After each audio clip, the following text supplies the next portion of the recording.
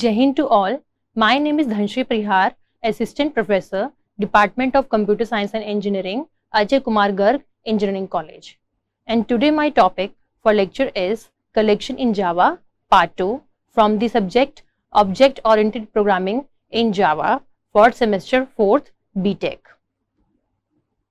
Now, the content of this presentation includes queue interface, what is priority queue, dequeues, set and set operations, hash set, tree set, and introduction to hash tables. So what is queue? Queue is a data structure which is used in Java, and for implementing the queue in Java, we will be having two classes in a collection framework. One is the priority queue class and another is a ArrayDQ class. And this is the syntax and the format which is used for implementing our queue. As we know that a queue is a data structure that includes the data in a form of first in first order. That is, the data which will be entered first in a queue will be removed first from the queue. And for its implementation, Java will be supporting the classes priority queue and ArrayDQ. So let us take an example for this, and before proceeding for an example, let's see which functions are used in a collection framework and in priority queue class and ArrayDQ class for implementing the queue. So first function is the Boolean add function. Now add function is used to insert the specified element into the queue, and it will return true when the item will be added to the queue in first out order.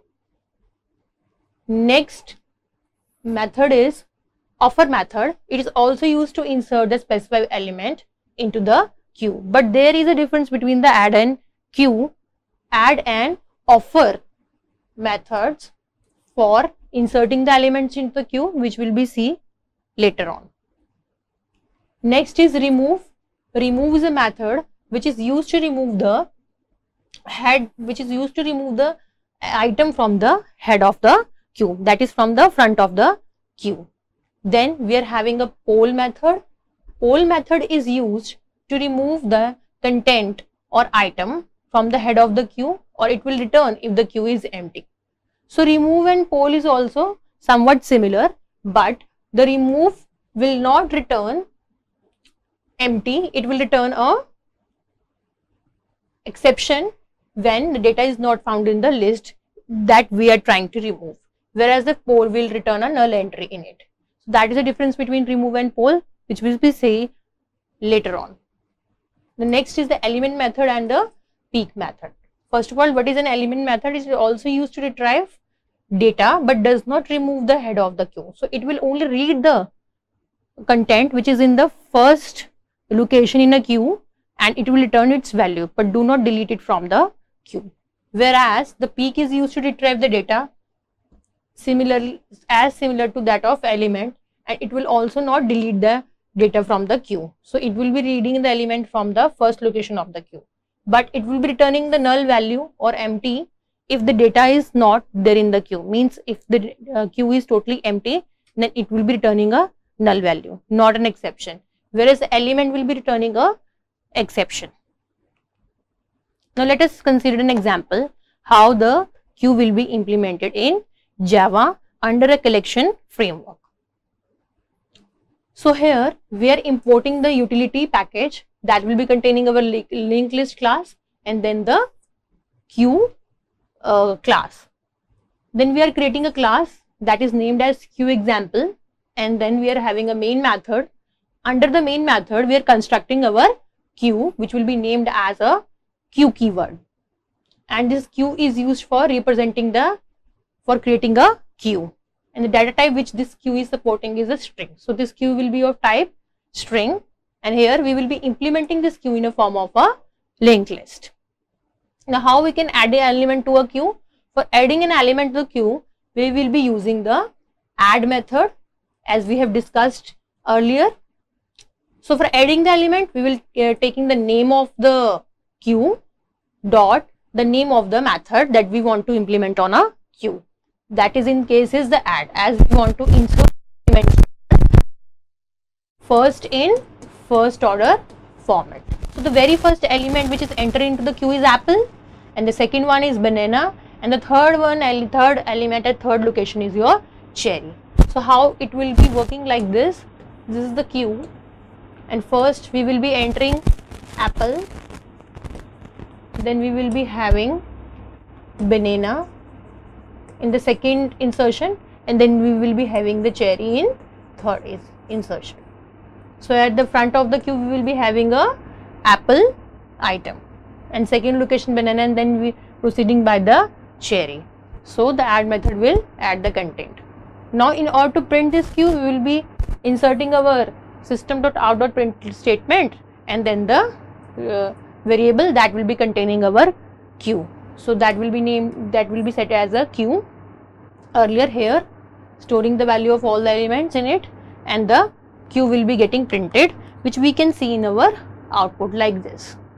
So first statement will be printed till that location apple, banana and cherry, till this one. And now if we want to remove the element, that is for deletion operation, what we have to do, we can use remove method. Okay, and for removing method, what we are doing, we are putting that removing method on the queue variable, as queue will be the container of all these three values in it, that is apple, banana and cherry, in a form of a linked list we can say.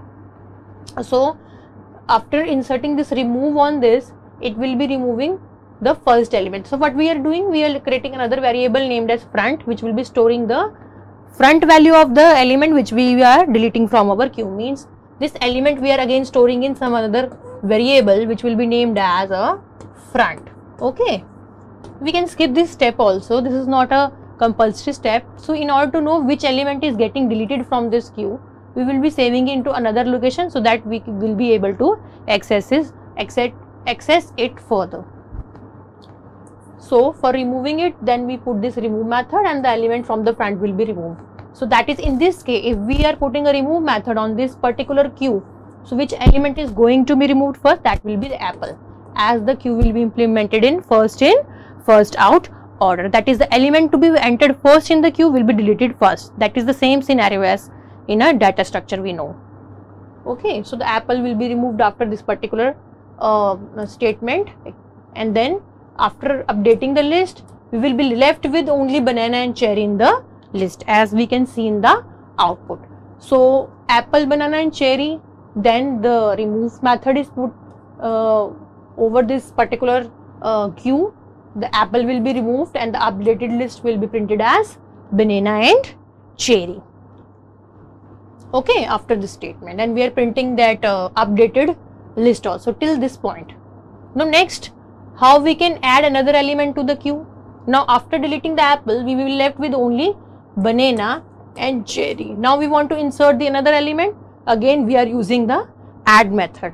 So updated list will be like this. We are having apple, then we will be having banana, followed by apple will be removed, banana and cherry, and then followed by new element dates. Okay, so the list will be like this. I will be putting a shortcut over here, A for B for banana, and C for cherry, and D for date. So list will be looking like this: banana, cherry and date, and that apple will be removed from the list earlier. So this will be truncated from the our linked list formatted in a type of queue. B, C, D, we will left with banana, cherry and dates. Okay, so this will be added, and we can print this newly added content to the list. We can print if we will putting a system.out.println over here, and again printing this queue named as queue. So the updated list will be printed, but that statement is not in this program. So you may add that system.out.println over here also. Now next is the method peek. What is method peek? The peek will be reading an element from the front of queue, and for doing so we will be putting this peek method on the data structure Q, and we will be reading and returning the first element present in our list. Only reading that, not deleting that. Okay, system.out.println peaked element, and the peaked element will be stored in some peaked variable. It is not a compulsory step, but why we are doing this? So in order to know that which value is retrieved from the queue and stored where. Okay, and the updated list will be printed after it. So it will be looking like this. So after banana and cherry, after eating apple, the list will be banana and cherry, and we have added the date item also in it, which is missing from here, as we do not put any system.out.println statement in the program. If we are putting that, the updated list will be looking like this: banana, cherry, and then date. Okay, this is the new updated list. Insertion of the date element to the our updated queue. And the peaked element means the first element in the list is banana, so peaked element will be read from the front and the value will be returned. So peak element is banana, and this is your updated list. Again, that may be printed here also and may be printed here also. So peak method is used to return the very first element from the queue, which is in this case is banana, without deleting it. There is another function named as poll, which is again used to returning the first element from the queue, that is the element present in the front of the queue, but after returning the value it will delete that element also. That is the poll function. Okay, that will be seen in the another example. So this is the implementation of queue. Then we have further another type of a queue, that is a priority queue. As its name suggests, priority queue, the queue which will be assembled or aligned in the form of some priority associated with your items. Okay, the highest priority item will be located in the front of the queue, and the followed by the items which will be having the lower priorities in that particular order. Okay, so that is a priority queue. Now how we can implement this priority queue in Java? For implementing priority queue, again we will see an example. Okay, so in this example, for implementing priority queue, what we are having, again we are importing the utility package for importing the collection framework and further its classes, queues, sets, maps, lists. So all are the sub classes of the collection framework. That is the sub of we can say that is a sub framework of iteratable interface. Okay, so we are taking a class named as GFG, and then we are putting the main method over here and starting our process for creating the class under it for execution. And here we are taking a PQ as a variable which we will be storing our priority queue. Okay, for creating and storing the content in a variable as a priority queue. And we are taking over here a priority queue class which is used to implement our priority queue in Java, which is a predefined class and stored in the utility, we can say, package. Okay, so queue data structure, then the data type is integer, so integer value will be stored in this PQ variable, and this priority queue class will be used in order to implement its method. Now adding the items to PQ, PQ means that priority queue we are creating. For adding, we will use again the add method. Here we are adding 3 items, 10, 20 and 15. So queue will be looking like this. First we have added 10 using add function, then we have added 20, and then we have added element 15. So as we are talking about the priorities, they may be shuffled, they may be in order, it may be like this: 10, 15 and 20 in some order, in some sequence. Okay, 10, 15 and 20. If we are talking about the priorities, 10 will be having a highest priority, it will be in front of the queue, then 15 more than 20 and then 20. So it can be also implemented like this. This is the way that will be depend upon your priority. If we are using the, we can say, ascending order of implementation, then we have 10, 15 and 20 for storing that queue. Okay, then how we can print the first element? For printing that, here we are again implementing the peak method. peek is used to return the first element from the queue, means to read that element but without deleting this element. So this element is not deleted from the queue, but it will be read from the queue. So when the peek will be implemented, it will be read printing from the top element. Let us see how it will be implemented. Like this. So when peek will be used, this 10 value will be obtained. As the first element over here is, if we are talking about priority, it will be like this: 10, 15 and 20. So if we are putting peek over here, the 10 will be returned and the updated list of queue will be looking like this. Still it will be maintaining its location after the use of peek method. And what will be having in output? 10. Okay, let's see the example again. Then after peek we are having another method known as poll. So what we are doing, we are putting this poll over the PQ, that is our priority queue. And what is the role of poll method? It will return the first element from the queue, but it also deletes that element from the queue. Whereas the peek will read only that element but do not remove it from the queue. So now after implementing this statement, this priority dot peek, what will happen, as we know that our queue is implemented from 10, 15 and 20, this 10 will be removed and the updated list queue will look like 15 and 20. Okay, so here it will return 10 and what will be the updated queue look like? It will be look like 15 and 20. Here this will be written wrong, it will be 15. Okay, in the output. So we will left with only two elements, 15 and 20 in the queue. Again we are putting the peek method on the queue. Now after again putting the peek, since we are left with only two elements, as 10 is already deleted because of the poll method from the queue, we will left with 15 and 20 and this 15 will be returned. Okay, so this output is not correct, it will be 15 over here. Why? Because we are organizing the data in a form of priority 10, 15 and 20, and the first element in the list after updation, after removing 10 will be 15, and again we are putting a peek method over here,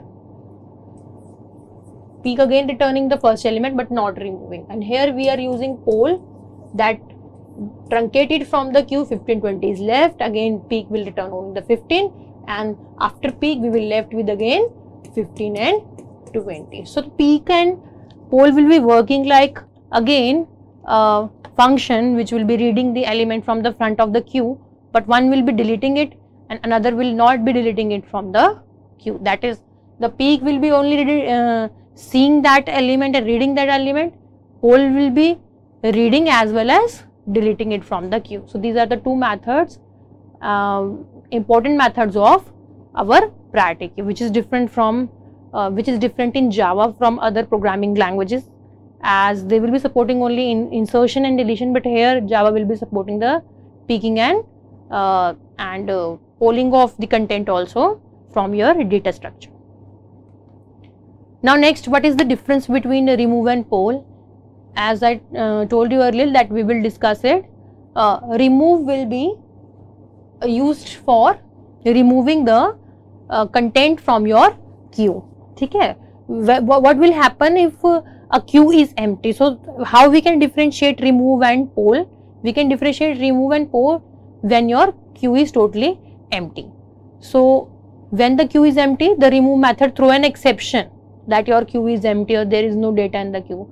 While when the poll is used on an empty queue which do not contain any item, it will return a null value. So in removed case, it will throw an exception, and in poll case, it will return a null value. Similarly, we have a difference between the add and offer. Both will be adding the content to the queue, but the difference is again with the add is it will be successfully returned true if the data element is present, and it is not present if the queue is empty, then it will throw an exception in the exception for not meeting that data in your queue.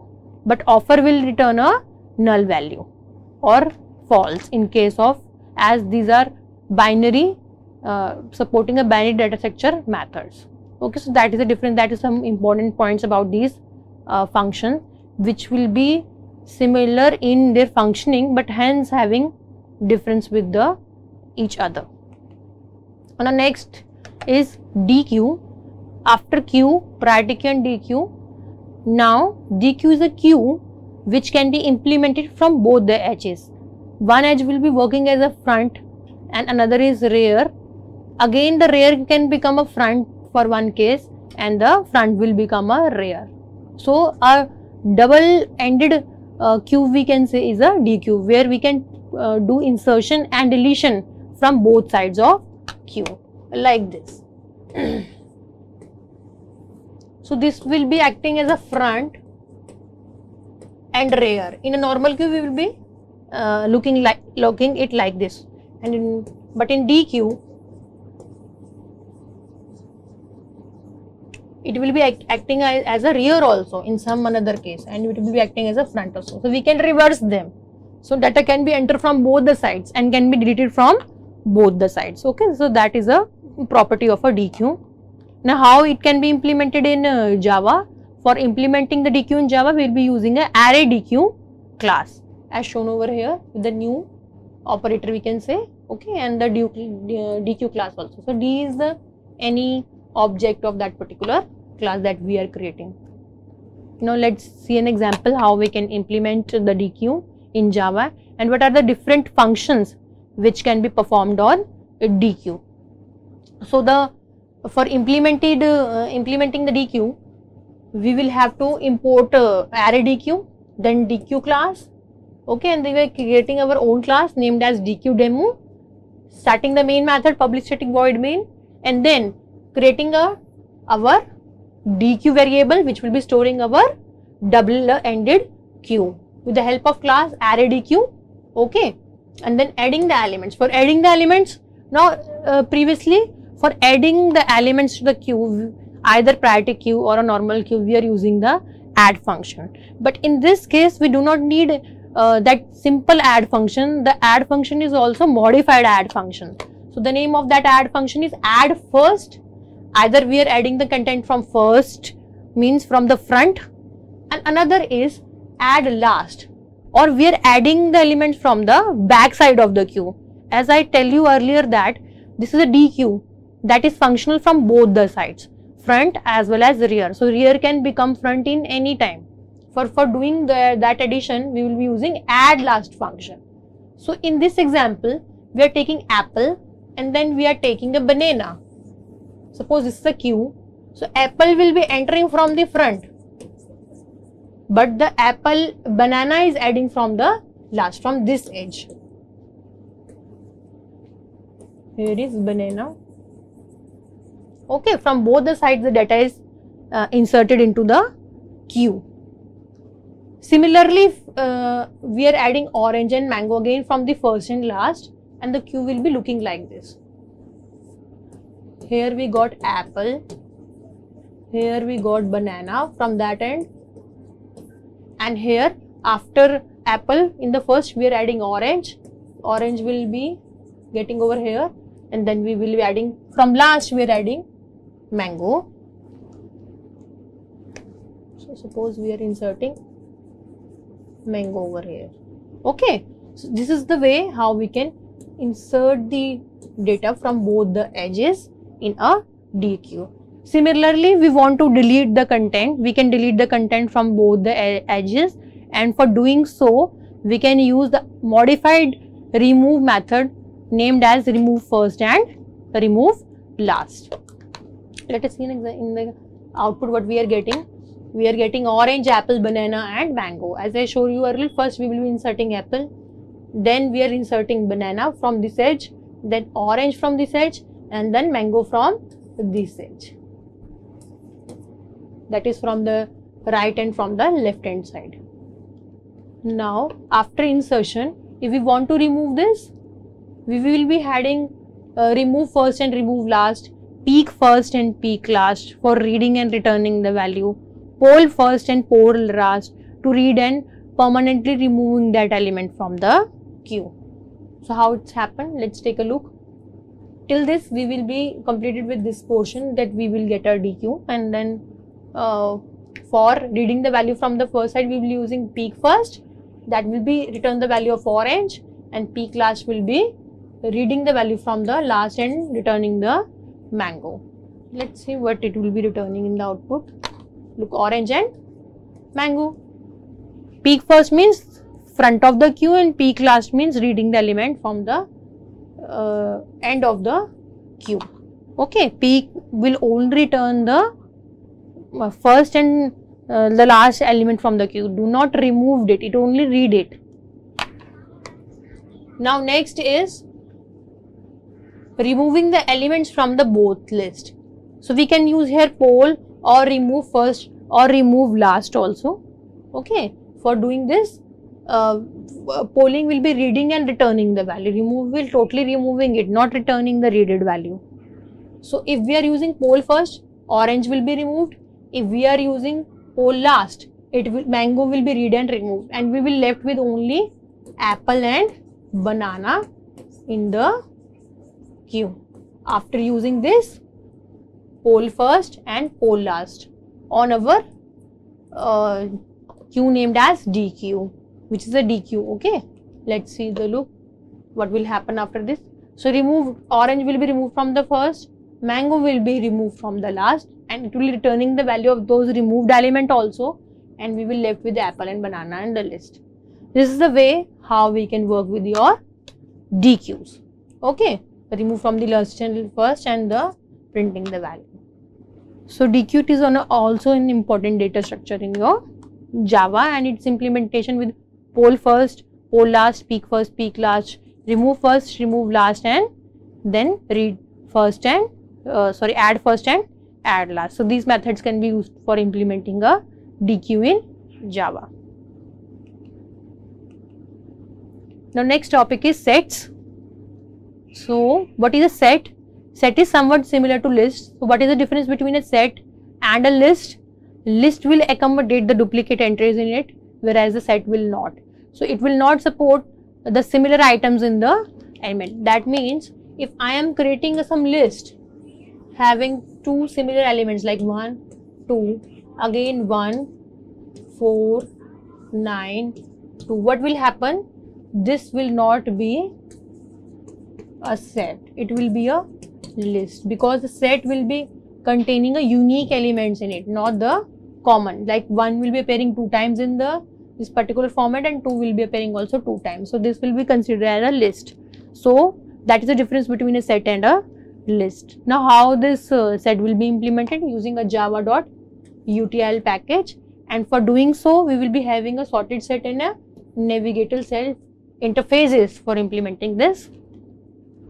So these are some methods which are used for implementing this. Like add is there to adding the content to the sets, clear to remove all the elements, clone for duplication, contains to check whether the element is present in the list, is empty to check whether it is having some element or whether it will be a null having no element in it, and returning the true value if it is empty and returning the false value if it is not empty. Iterator used to return iterator means sequential data, and remove for deleting a single element, size to know the complete length of the sets. So that will be all about the sets and the queue. Thank you and Jai Hind to all.